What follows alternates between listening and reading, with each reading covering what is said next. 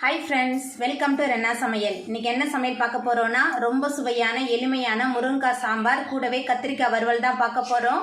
ரெண்டுமே ரொம்ப சுவையாக இருக்கும். எளிமையான முறையில் இந்த முருங்கைக்காய் சாம்பார் கத்திரிக்காய் வறுவலை செஞ்சிடலாம். இந்த கத்திரிக்காய் வறுவல் சாம்பார் சாதம் ரச சாதத்துக்கெல்லாம் தொட்டு சாப்பிட்றதுக்கு ரொம்ப சுவையாக இருக்கும்.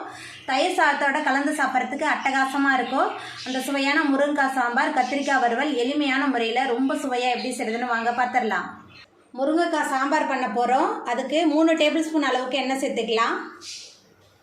எண்ணெய் சூடாகி வந்துட்டு இதில் 1 டேபிள் ஸ்பூன் அளவுக்கு கடுகு சேர்த்துக்கலாம். கடுகு நல்லா பொரிய ஆரம்பிச்சிருச்சு. 15 சின்ன வெங்காயம் பொடியாக நறுக்கி வச்சுருக்கேன். சின்ன வெங்காயம் சேர்த்துக்கலாம். வெங்காயம் சேர்த்துட்டு நல்லா வதக்கி விட்டுடலாம். சின்ன வெங்காயம் நல்லா வதங்கி வந்துருச்சு. அதுக்கப்புறமா கொஞ்சமாக கருவேப்பிலை சேர்த்துக்கலாம். கூடவே பாதி தக்காளி பழம் பொடியாக நறுக்கி வச்சுருக்கேன். தக்காளி பழம் சேர்த்துடலாம். தக்காளி சேர்த்துட்டு நல்லா கலந்து விட்டு வதக்கலாம். சின்ன வெங்காயம் தக்காளி நல்லா வதங்கி வந்துருச்சு. அதுக்கப்புறமா நறுக்கி வச்சுருக்கிற 3 முருங்கைக்காய் சேர்த்துக்கலாம். நான் முருங்கைக்காய் மட்டும்தான் சேர்க்குறேன். முருங்கைக்காய் சேர்த்துட்டு கொஞ்சம் நேரத்துக்கு நல்லா வதக்கி விட்டுடலாம். இந்த மாதிரி எண்ணெயில் நல்லா வதக்கி செய்யும்போது சாம்பார் நல்ல சுவையாக இருக்கும்.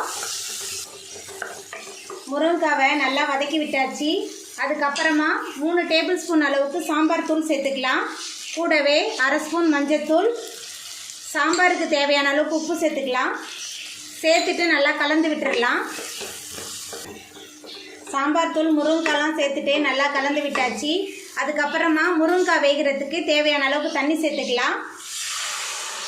காய் மூழ்கிற அளவுக்கு தண்ணி சேர்த்துக்கலாம். தண்ணி சேர்த்துட்டு நல்லா கலந்து விட்டுடலாம்.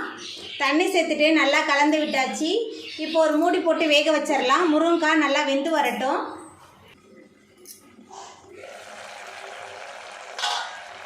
நம்ம வேக வச்ச முருங்கைக்காய்லாம் நல்லா வெந்து வந்துருச்சு. அதுக்கப்புறமா கொஞ்சமாக புளித்தண்ணி சேர்த்துக்கலாம். புளித்தண்ணி சேர்த்துட்டு நல்லா கலந்து விட்டுடலாம். புளித்தண்ணி சேர்த்துட்டு நல்லா கலந்து விட்டாச்சு. ரொம்ப சுவையாக இருக்கும் இந்த முருங்கைக்காய் சாம்பார். அதுக்கப்புறமா வேக வச்ச துவரம்பருப்பு சேர்த்துக்கலாம். துவரம்பருப்பு குழைவாக வேக வச்சு எடுத்துருக்கேன். துவரம்பருப்பு சேர்த்துட்டு நல்லா கலந்து விட்டுடலாம். துவரம்பருப்பு சேர்த்துட்டு நல்லா கலந்து விட்டாச்சு. அதுக்கப்புறமா கொஞ்சமாக பெருங்காயத்தூள் சேர்த்துக்கலாம். அது கூடவே கொஞ்சமாக கொத்தமல்லி தழை தூவிடலாம். ஒரு மூடி போட்டு வச்சிடலாம். எல்லாமே சேர்ந்து நல்லா கொதிச்சு வரட்டும். திறக்கும் போதே நல்லா கமகமன் வாசனையாக இருக்குது. ரொம்ப சுவையான மணமான முருங்கைக்காய் சாம்பார் ரெடி ஆகிட்டு இப்போ நம்ம அடுப்பு ஆஃப் பண்ணிடலாம். கத்திரிக்காய் வறுவல் பண்ணுறதுக்கு 3 டேபிள் ஸ்பூன் அளவுக்கு எண்ணெய் சேர்த்துக்கலாம். எண்ணெய் கொஞ்சம் தாராளமாக இருந்தால் தான் வறுவல் நல்லா சுவையாக இருக்கும்.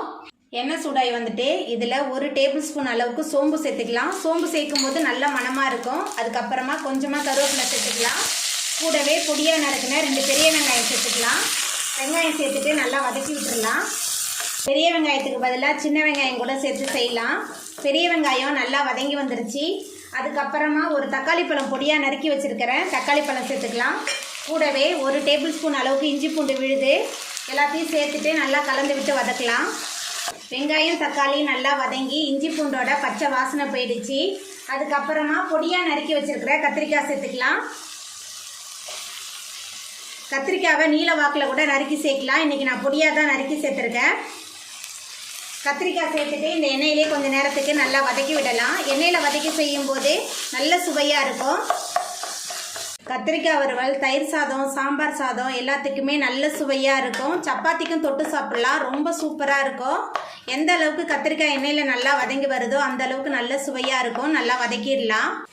இஞ்சி பூண்டு விழுதெல்லாம் சேர்த்து சமைக்கிறதுனால இந்த கத்திரிக்காய் வறுவல் ரொம்ப சுவையாகவும் மணமாகவும் இருக்கும்.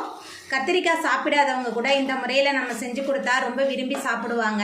நம்ம சேர்க்கும் போது கத்திரிக்காய் எவ்வளோ இருந்தது இப்போ பாருங்கள் நல்லா வதங்கி வந்துருச்சு. இப்போ இதில் மசாலா தூள்லாம் சேர்த்துக்கலாம். குழம்பு மிளகாய் தூள் 2 டேபிள் ஸ்பூன் எடுத்துருக்கேன். உங்கள் காரத்துக்கு தகுந்த மாதிரி எடுத்துக்கோங்க. அதுக்கப்புறமா மஞ்சத்தூள் கொஞ்சமாக, கத்திரிக்காய் வறுவலுக்கு தேவையான அளவுக்கு உப்பு சேர்த்துக்கலாம். சேர்த்துட்டு நல்லா கலந்து விட்டு இந்த எண்ணெயிலே நல்லா வதக்கி விடலாம். நம்ம சேர்த்த மசாலா உப்பு மஞ்சத்தூள் குழம்பு மிளகாய் தூள் எல்லாமே சேர்ந்து இந்த கத்திரிக்காய் நல்லா வதங்கி வந்துருச்சு. அதுக்கப்புறமா கத்திரிக்காய் வேகிறதுக்கு தண்ணி சேர்த்துக்கலாம். எண்ணெயில் வதக்கியிருக்கனால கொஞ்சம் தண்ணி போதும், சீக்கிரமாகவே வெந்து வந்துடும். தண்ணி சேர்த்துட்டு நல்லா கலந்து விட்டுடலாம். தண்ணி சேர்த்துட்டு நல்லா கலந்து விட்டாச்சு. எல்லாமே சேர்ந்து நல்லா வெந்து வரட்டும். நம்ம சேர்த்த தண்ணியெல்லாம் நல்லா வற்றி கத்திரிக்காயெலாம் நல்லா வெந்து வந்துருச்சு. எண்ணெயும் நல்லா சுற்றிலும் பிரிஞ்சு வந்திருக்கு பாருங்கள். ரொம்ப சுவையான மணமான கத்திரிக்காய் வறுவல் ரெடி ஆகிட்டு நல்லா கலந்து விட்டுடலாம். நல்லா கலந்து விட்டுட்டு நம்ம அடுப்பை ஆஃப் பண்ணிடலாம். அவ்வளோதாங்க, ரொம்ப சுவையான முருங்கைக்காய் சாம்பார் கத்திரிக்காய் வறுவல் சூப்பராக ரெடி ஆகிட்டு. இந்த சுவையான முருங்கைக்காய் சாம்பார் கத்திரிக்காய் வறுவலை நீங்களும் உங்கள் வீட்டில் செஞ்சு பாருங்கள். இந்த வீடியோ உங்களுக்கு பிடிச்சிருந்தா லைக் பண்ணுங்கள், ஷேர் பண்ணுங்கள், கமெண்ட் பண்ணுங்கள், சப்ஸ்கிரைப் பண்ணுங்கள். அப்படியே பக்கத்தில் உள்ள பெல் பட்டனையும் கிளிக் பண்ணிடுங்க. நன்றி.